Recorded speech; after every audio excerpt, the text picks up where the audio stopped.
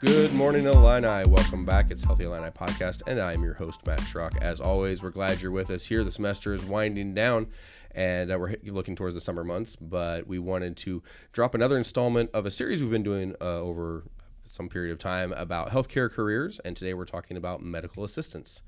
Today I'm joined by two of our MAs, or medical assistants, here at McKinley Health Center. Our first guest is Sydney Jones. Sydney, thanks for being here. Thank you. I'm also joined by Devin Price. Devin, thanks for coming on the show. Thank you for having us. So as I said, this is a series we've been doing on healthcare roles. So if you're curious about that, you can look back through our archive. We've done a number of different positions here. We have a very large unit. We're one of the biggest units on campus, but we have a very robust health center, and so there's a lot of different roles that happen here. And some of them people are familiar with and understand, and then there's others they're not quite as familiar with. And medical assistant seems to fall in that second category.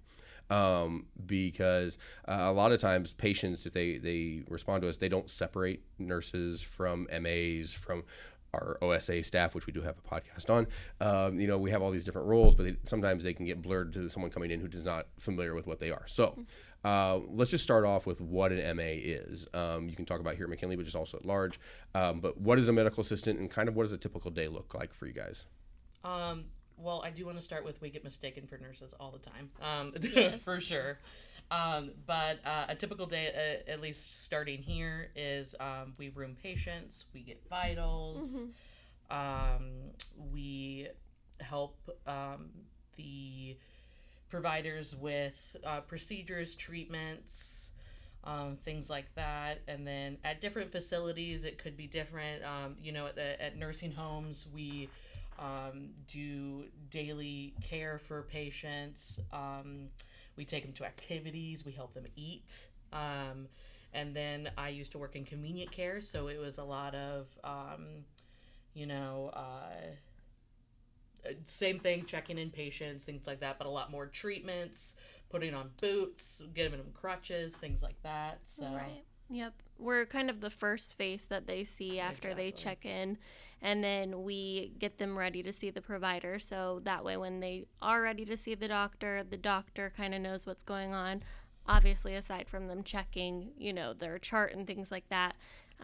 But a lot of times students, they might not know to mention certain things, when they're making the appointment or whatnot. So we kind of get everything out on the table for the provider, and that way everybody's ready to go when they're back in the room. We like to give the providers a heads up sometimes if there's something that the patient needs to be seen for that they didn't mention in the chart. So. Yep, and just kind of get them ready and try to make them feel comfortable right off the bat. Yeah, and I love that we get to be the first face of that because, I mean, the nurses get to do that and the providers get to do that, but we're the first ones that get to, interact with them. Yeah. And I feel like we get to be more personal with them. Yeah. So. And that first face is really important no matter what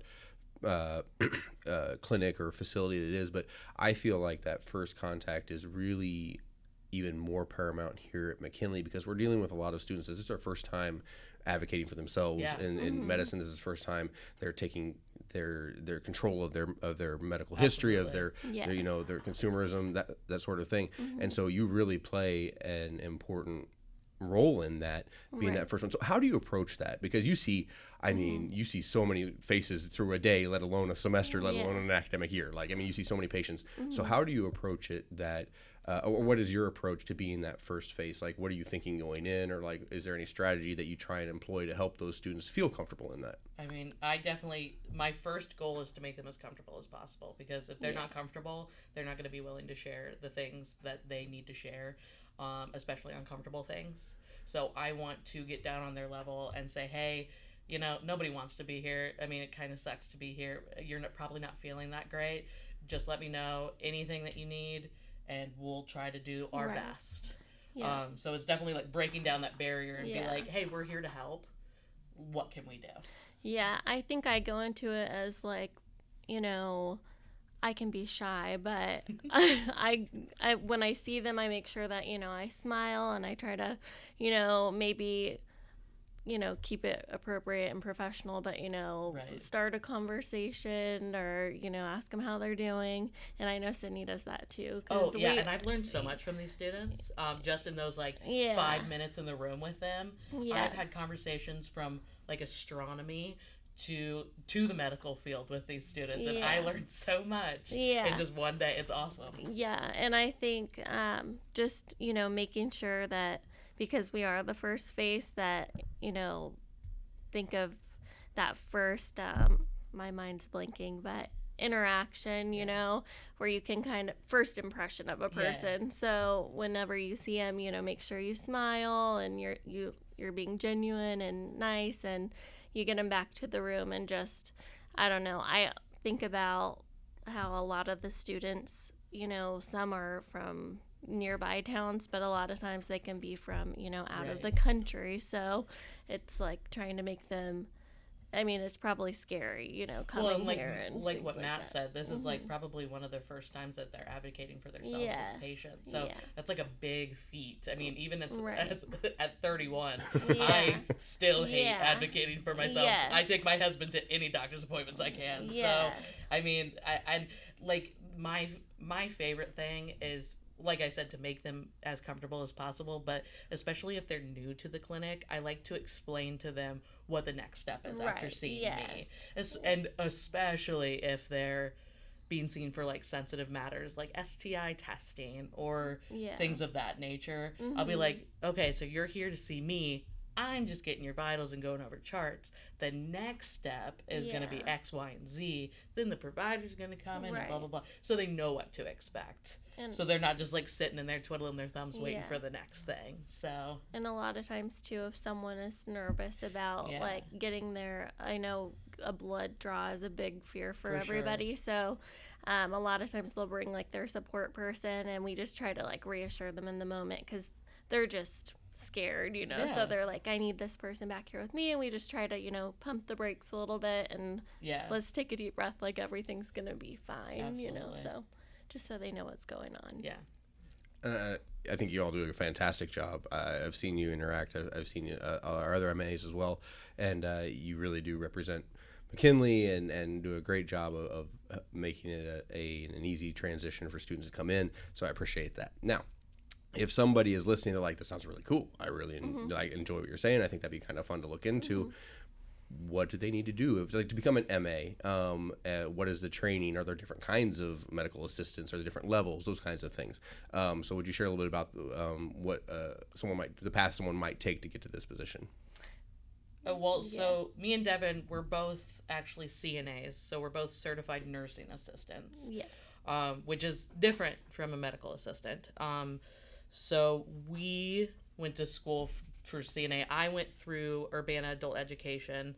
I believe it was like a 30-day program where I was there every day in class. And then at the end of those 30 days, I had to do clinicals. And with your MA, if you go get your certified medical assistant, you will still have to do clinicals. So clinicals are just when you go into a facility and you work under a CNA, an MA, a nurse, a doctor, any clinicals like that, and you get to learn about that facility and you get hands-on experience for that field that you're learning. And then after those clinicals, you take the exam, the state of Illinois exam. Yeah. And if you pass, you are officially certified. So luckily, a lot of medical assistant positions you can work under as a CNA. There are logistics and things like that, but for example, at McKinley, we can work as MAs as a CNA because they teach us certain things in the facility where we can work as medical assistants, and that's how my previous job was too, where they taught me immunizations and things like that. So yeah, and I also did that program for the CNA, and that's where you learn all your vitals, how to take vitals, certain skills that are necessary to be in that role. And then here at McKinley, Sydney and I are both MAs. I know that there are some CMAs, so the certified medical assistants. But yeah, I think the process is pretty similar. It's getting certified. It's super similar. And like the only difference that I think, because I was in the medical assistant program at Parkland. I unfortunately had to drop out of that program because I had a child. She's super cute. It was worth it.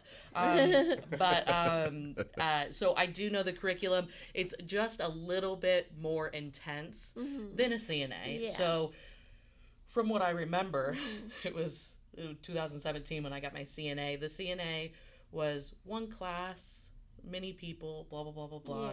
Yeah. But with the CMA, you actually take an EKG class, you take a phlebotomy class, you take a coding class, like a CPT coding class. You take a vitals class. So similar, but just a little bit more beefed up in the medical information. So then, obviously, so then you can go on and do that blood work that an MA can do and read EKGs like they can and things like that. So, yep.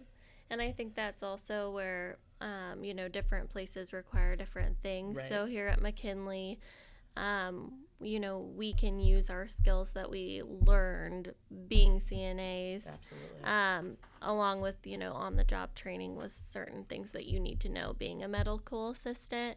But again, every place is different. So like some places might require you to be a certified medical assistant because the job responsibilities might, for example, like giving shots or something like that. Like here at McKinley, as an MA, we don't have to do that. Right, but at Christie, exactly, we did give immunizations. Exactly, especially depending on like the department.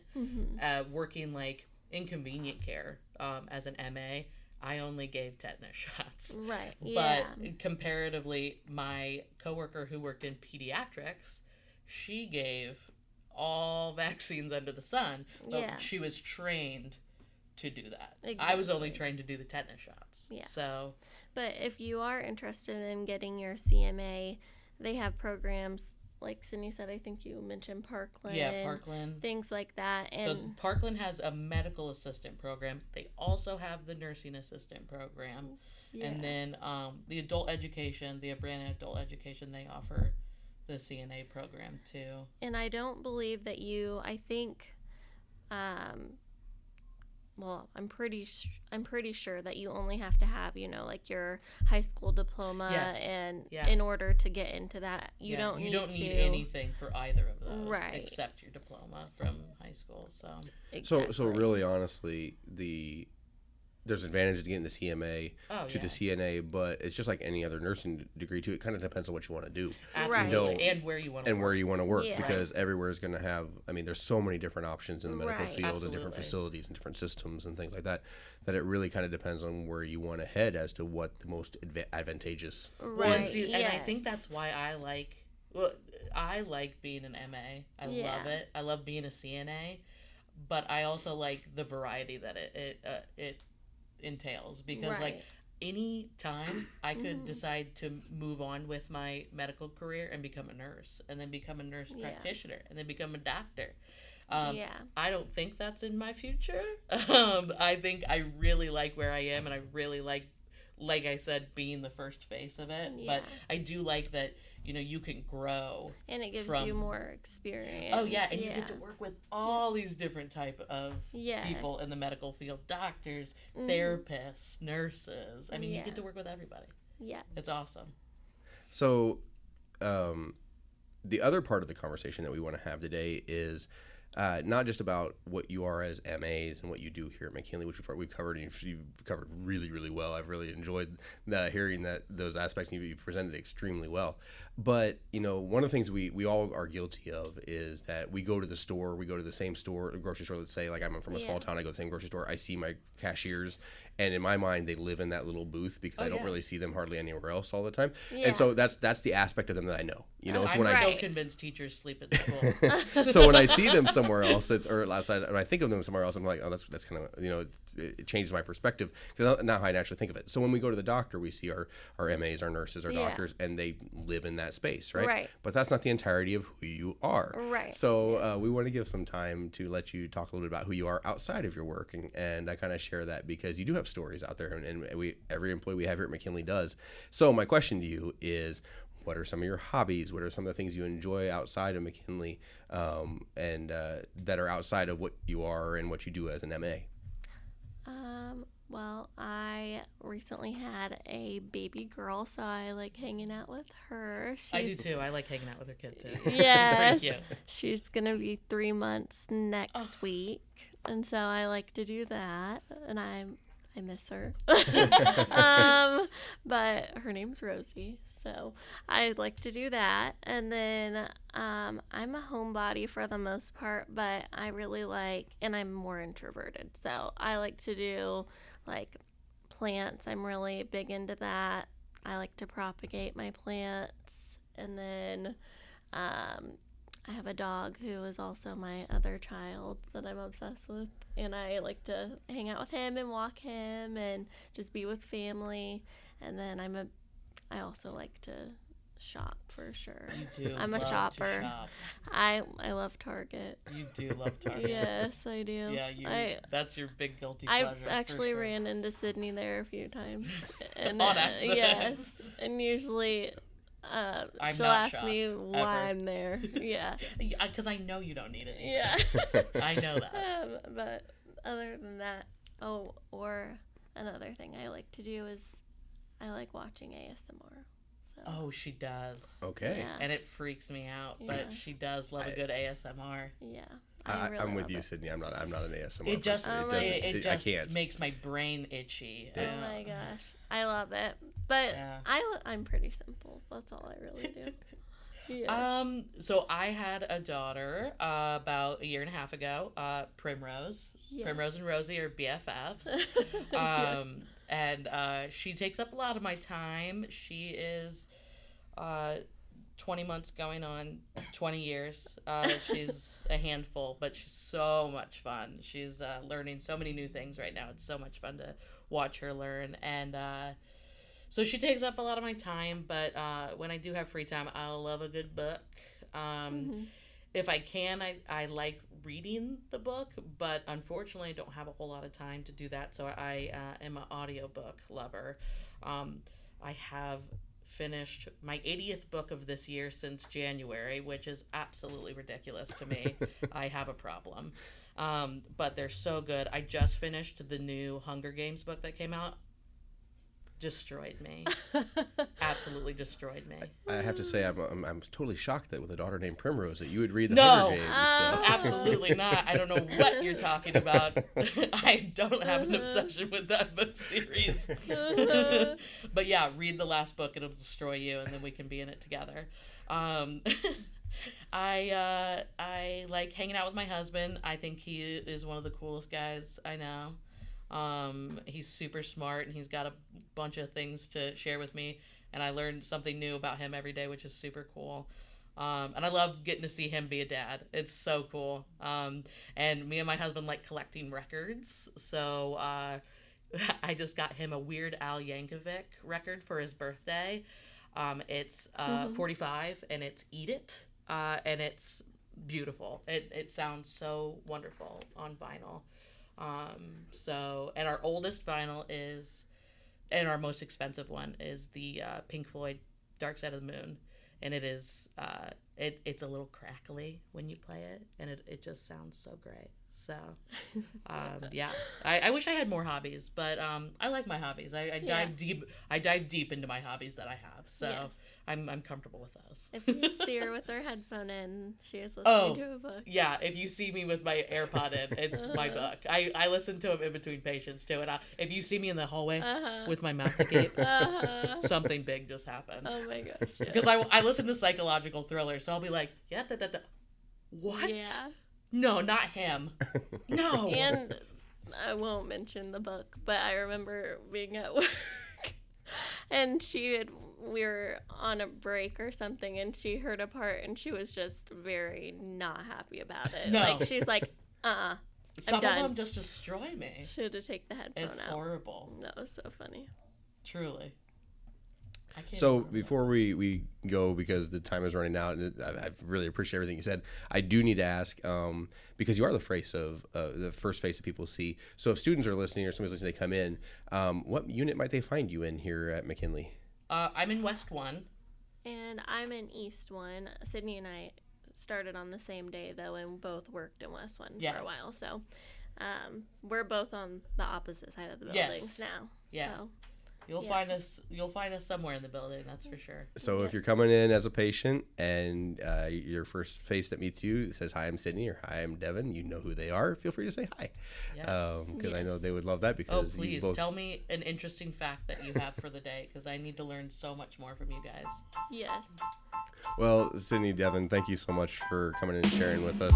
I've really enjoyed this. You've given some really great insight into this. So thank you so much for being on the program. I appreciate having you here. Thank you. So I had much. fun. Yes. That was awesome. Yeah, that was fun. There are a lot of different careers in the medical field. There's a lot of different aspects, different systems, different facilities, different opportunities there. And so check out what might be interesting to you. But if it's MA, if it's a medical assistant, do some research. Find out what opportunities are there, because you can get into it pretty quickly. It can be a really rewarding field. Both my parents started off as CNAs, so I have some background in that as well. But yeah, it can be a really exciting and fun adventure. So if you have any questions, reach out to us here at Healthy Illini, reach out to us at McKinley. We'd be happy to help you find out next steps, find out what you need to do, and answer any questions you have. It's just an opportunity for you to learn something new, and you never know, you might find a career out of it. But thank you for joining us today. You're on a personal journey no matter where you are in it. You are important and you matter. Your health and wellness are important and matter, and we're here to keep you well to excel. So go have a great week, Illini. Let us know how you're doing, and we'll catch you next time on Healthy Illini.